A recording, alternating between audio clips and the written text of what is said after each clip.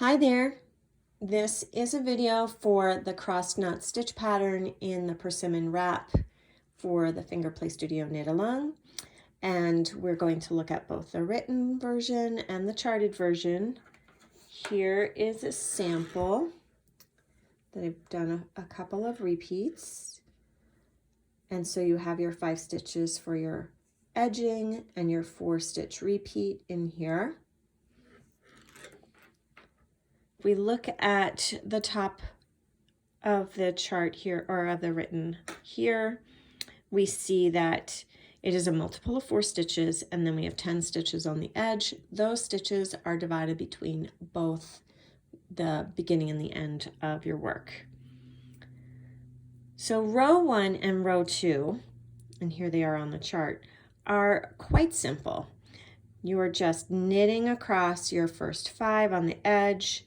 You will knit 2, purl 2, knit across. I'll come up here to read this one. So you see knit 5, knit 2, knit, purl 2, and repeat across till you have 5 stitches.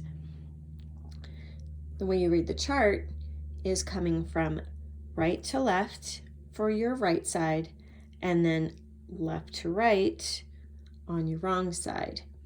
And you'll just read it along as you do your knitting. The red box indicates your 4-stitch repeat. And basically you're just knitting your knits and purling your purls on the way back. So on the wrong side, you will knit 5 and knit 2, purl 2, and repeat all the way across to the last 5. So on the wrong side on a chart, this is a purl stitch symbol, but because you're on the wrong side, you will knit it. So we would knit the 5, we'd knit 2, purl 2, because on the wrong side of a knit stitch symbol, you will purl, and then you'd repeat that across and knit your final 5. So we are going to start with row 3 so you can see that cable. And in your glossary, it tells you what this means, the 1/1 LC, or this chart symbol. It's the same thing.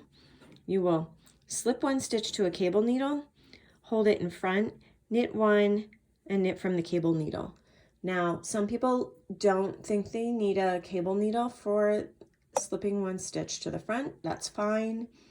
I'm going to show you with a tool to hold it to the front because I am very clumsy and I will drop my stitches, but you probably won't. And let's look at the symbol a moment. If we look up here, you can see that each of these bars represents a stitch. And so because this one is prominent in the front, that's your first stitch that you hit, and you hold it to the front, and then you knit the next one. And so it causes that stitch to cross over and lean to the left. So that's the LC. It's a left cable. And we're only doing that 1 cable. So you don't even need to worry about switching types of cables. But let's go ahead and start with row 3. And I will begin, of course, by knitting my edge stitches.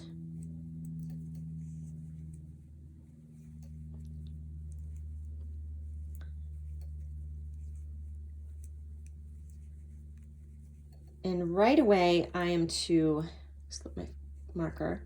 I am to the cable, the 1/1 LC, and here it is here.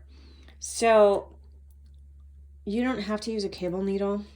You can use whatever tool works for you, or no tool at all. If it's just holding it with your finger, if it works for you, that's great. But I'm going to use a locking stitch marker. I use these a lot when it's just a small cable, 1 or 2 stitches that I need to hold forward. It's a little less fumbly for me, but you use whatever works for you. So I slipped that stitch on to my marker. I'm going to hold it to the front, knit the next stitch, and then return that one up to the needle. It is a lot of steps. It's just what works for me. As long as you are pulling that stitch to the front If you're using a big enough cable needle for your yarn that matches your working needle size, you could knit right off of your cable needle.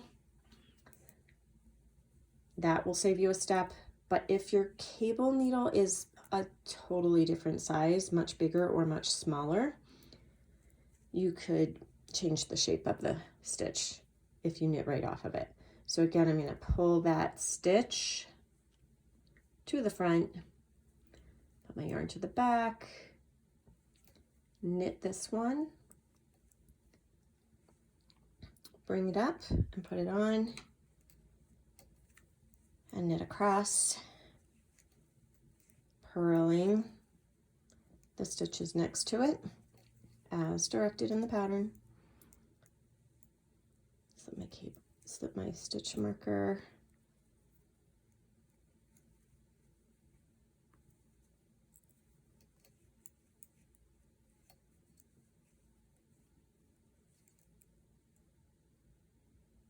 On there, and then I'll work to the end, purling the next 2 stitches.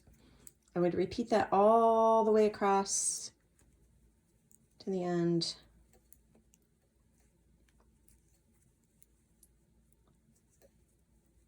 And knitting. So that is row 3. On row 4, oops, I just didn't put a space here, but here's row 4. You're going to repeat row 2, and you will knit the first 5, knit 2, purl 2 across.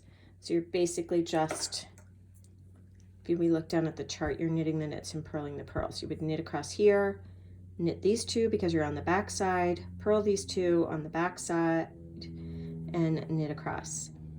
And that's pretty much it. Just follow your directions, because then on row 5 it changes. So where you were knitting here, you're going to purl, and it's just shifting where you're doing the cable. But it is the same cable, the same process. Just pay attention to your stitches and you will be fine in making your crossed knots.